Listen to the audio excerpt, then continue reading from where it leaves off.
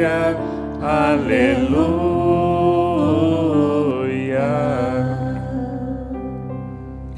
O Senhor esteja convosco. Ele está no meio de nós. Proclamação do Evangelho de Jesus Cristo, segundo Mateus. Glória a vós, Senhor. Naquele tempo, disse Jesus aos seus discípulos: ninguém pode servir a dois senhores, pois ou odiará um e amará o outro, ou será fiel a um e desprezará o outro.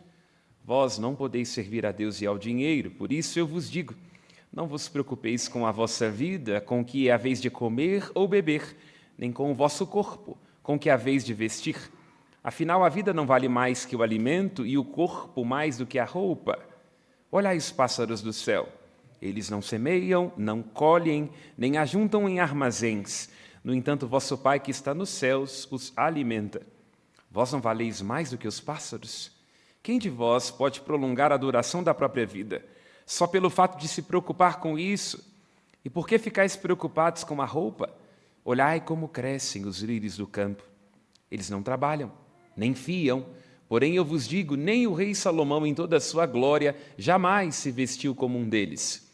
Ora, se Deus veste assim a erva do campo, que hoje existe e amanhã é queimada no forno, não fará Ele muito mais por vós, gente de pouca fé?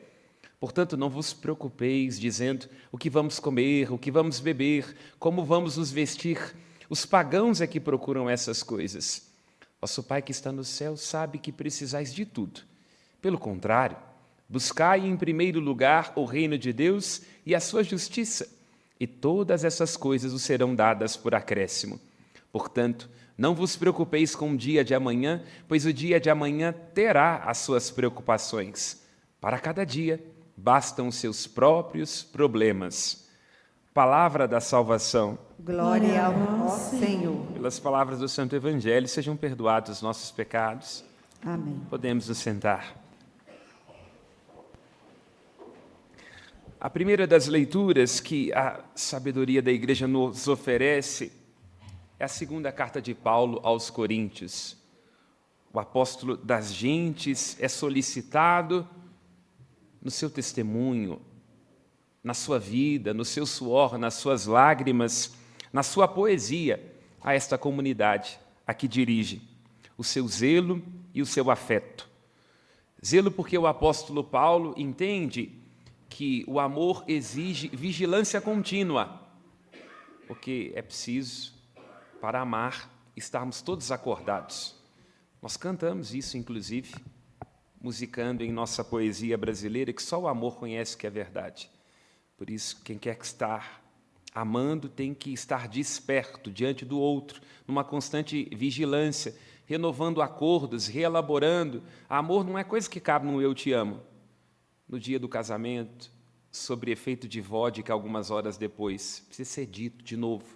Por isso Paulo vai sempre dizendo do amor e da graça de Deus através de suas cartas. Aos Coríntios ele escreve 2 cartas, seu zelo e seu afeto, consumido neste desejo de que os coríntios não decaíssem da graça de Deus, esquecendo a glória do Evangelho em nome de glórias e de preocupações mundanas.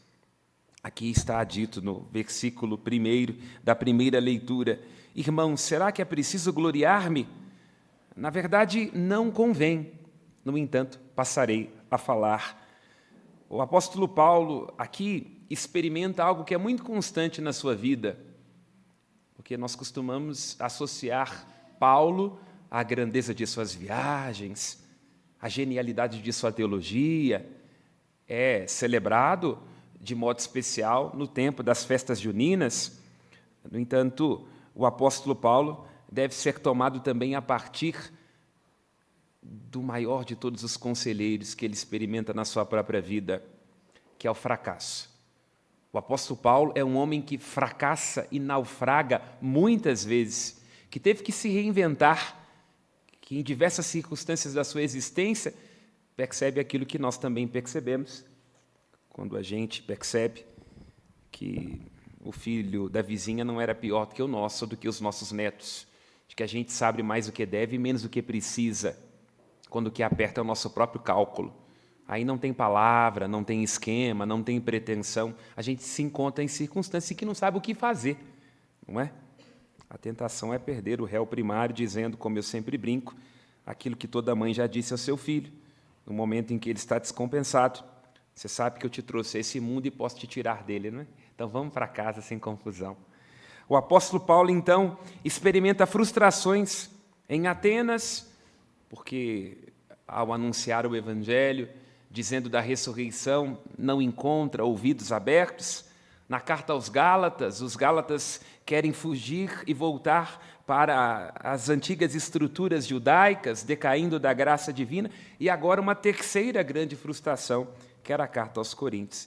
Ele começa essa carta, segundo aos Coríntios, capítulo 2, versículo 2, dizendo: escrevo esta carta em meio a lágrimas. E o que faz o apóstolo Paulo sofrer? Do ponto de vista espiritual, porque os coríntios estão abandonando o evangelho da graça em nome de pretensões humanas. Por isso ele diz, esse negócio de gloriar-se apenas em si mesmo não dá certo. Devo me gloriar em minhas fraquezas. E também uma certa afetação pessoal, porque o apóstolo Paulo era homem, demasiadamente humano. E todo mundo sabe como é que insulta quando a gente percebe que a vizinha está com a raiz do cabelo mais hidratado que a nossa, não é? Havia lá na comunidade ao Corinto um homem chamado Apolo e outros grandes pregadores. Então os coríntios começam a perceber a capacidade oratória do apóstolo de Apolo, aliás, e começam a se questionar se, na verdade, Paulo era uma pessoa tão boa assim. E ele fica assim um pouco afetado, porque Apolo seria uma espécie hoje de Rodrigo Wilbert, esse homem que é essa espécie meio rara, entendeu? Que não fica só reclamando, ficando barrigudo no sofá, mas que conserta as coisas, que é proativo, uma espécie raríssima. Rodrigo Wilbert, uma espécie de Cauã Raymond, de Caio Castro, se bem que a Graça Massafera trouxe para casa e viu que não era tanta coisa assim, né? Mas era essa coisa. Então o apóstolo Paulo, talvez até um pouco ferido no seu ego, ele ajuda os coríntios a perceber que a força do evangelho não está na estética, na beleza e na capacidade da pregação, mas naquilo que o evangelho é em si mesmo, porque a força do evangelho é nosso Senhor Jesus Cristo. Ele está dizendo, olha, não fiquem muito animadinhos, não, pela retórica, pela grande capacidade teológica, porque o que importa é a graça que habita o evangelho. Essa que é a diferença. Não importa ser de Paulo, de Pedro, de Apolo, porque Paulo, Pedro e Apolo pertencem a Cristo. Todos nós somos de Cristo. E aqui se encontra o que ele diz nessa primeira leitura. E é muito bonito porque o apóstolo Paulo, no momento em que é afetado por aqueles que ama, porque quando nós amamos alguém, o nosso coração está para fora e nós damos ao outro a permissão de nos ofender. Por isso que quando a gente é xingado por alguém que a gente ama, sempre nos dói mais, não é? Porque quando significa para a gente, sempre custa mais caro aquela ofensa, aquela interdição. O apóstolo Paulo faz um movimento para dentro de si mesmo. E ao invés de se inchar, né? Às vezes quando nós somos ofendidos, a gente diz assim, você sabe com quem que você está falando?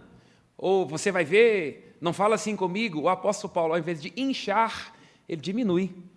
Porque ao diminuir tem mais espaço para a graça de Deus. E ao invés de gloriar-se do fato dele ser um judeu, um homem de grande conhecimento, da tribo de Benjamim, o fato de ter visões místicas, ele se gloria da própria fraqueza. E ele diz do espinho na carne que ele experimenta. Não dá para saber o que é essa dor que o apóstolo Paulo experimenta e que lhe envergonha, esse seu fracasso pessoal. Eu fico até me perguntando, o apóstolo Paulo não tinha sogra, não tinha cunhados, não tinha os bispos, o que será que fazia tanta encheção de saco na vida dele? Mas o fato era um espinho, e ele diz, me glorio nisso, porque nessa fraqueza, poderíamos dizer, de me perceber humano, demasiadamente humano, frágil, limitado, alguém que é vítima de si mesmo, aí é que a força da graça de Deus pode habitar em mim. E o que ele escuta de Cristo, nós também devemos escutar. O Senhor disse ao apóstolo Paulo, quando ele pede para ser livrado desse espinho na carne, Saulo, basta-te a minha graça. A graça é a única coisa suficiente Prestemos atenção no Evangelho. Todos nós temos buracos. A gente vai querer comprar, vai querer adquirir, vai querer exibir, vai querer parcelar, e nunca vai ser suficiente. Não que essas coisas não sejam boas, são. Eu desejo que todos fiquem ricos e se tornem devotos da família dos devotos e me paguem uma viagem porque eu estou precisando. Mas nunca vai ser suficiente. Nunca. Sempre haverá um buraco, sempre haverá um anseio. Aquilo que diz respeito à busca mais profunda do nosso coração não tem preço. Não poderá ser alcançado pelo ter. Tem a ver com aquilo que nós somos. E nós só somos o que somos, lembra o apóstolo Paulo, pela graça de Deus. Eu sou o que eu sou, não por aquilo que possuo, não pela minha inteligência. Sou o que sou, lembra o apóstolo Paulo na carta aos Coríntios, pela graça de Deus. Que a graça de Deus nos sustente, porque ela é a única coisa que nos basta. O que podemos, irmãos e irmãs, aprender por fim do apóstolo Paulo nesta tarde? Em primeiro lugar, ele nos ensina que o amor irá nos impor certas baixas de autoestima. Hoje os coaches nos convencem de que a vida pede amor próprio. Só que tem hora que eu fico pensando que esse negócio de amor próprio pode ser perigoso, porque a gente infla de ego, e até mesmo porque a gente pode se olhar no espelho e não se amar tanto assim, não é? Podemos não estar no melhor dia, então esse negócio de amor próprio pode ser uma furada. Então encontremos o próprio amor.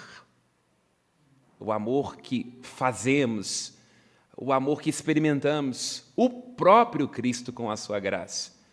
É claro que o amor próprio será importante, mas ele terá que ser um resultado de uma experiência profunda com o próprio amor, no esvaziamento de nós mesmos.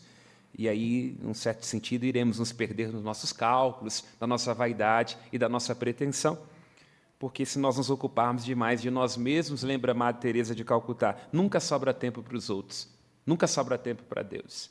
Então, não só amor próprio, mas a experiência do próprio amor, que é ocupar-se dos outros, naquilo que há de mais genuíno, ocupar-se de Deus. Em segundo, o que o apóstolo Paulo nos ensina ao dizer que há uma força na fraqueza, é aquilo que lembra Rubem Alves, ostra feliz não produz pérola. Não negligencie os sofrimentos, as dificuldades e os desencontros na sua vida, porque podem ser oportunidades amadurecedoras. Às vezes é muito bom que uma prece nossa não nos seja atendida, porque a gente pede, e podemos não estar alcançando, porque é um livramento, pode ser que não seja para nós, que não seja para agora. Então, aprendamos das nossas fraquezas. O fracasso tende a ser um bom conselheiro.